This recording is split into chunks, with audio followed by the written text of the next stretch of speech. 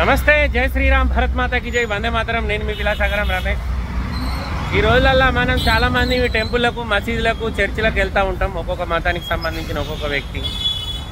అప్పుడు అక్కడున్న పూజారులకు కానీ, చర్చి ఫాదర్కి కానీ, మసీదులో ఉన్న మౌలాలకు కానీ మంచిగా గౌరవంగా భయం, భగవంతుడు అంటే భక్తితోటి దండం పెట్టుకొని మనకు తోచినంత అందులో వేసి సపరేట్గా బయటకు వస్తాం.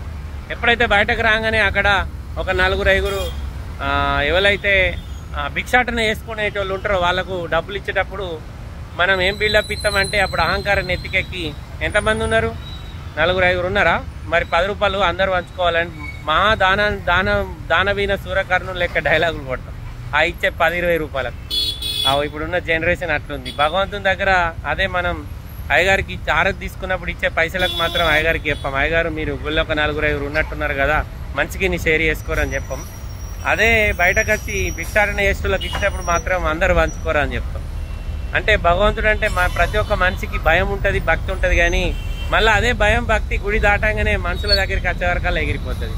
ఎన్ని పూజలు చేసినా, ఎన్ని చేసినా భగవంతుని ఎట్లయితే మనం భయం, భక్తితోటి ఆ భావనతోటి ఉంటామో బయటకు వచ్చినాక మనుషుల దగ్గర అట్లాంటి భావనతోటే ఉండాలి. అప్పుడే మన జీవితంలో భగవంతుని స్థానం పదిలంగా ఉంటుంది. ఓకే సార్, నమస్తే, జై శ్రీరామ్.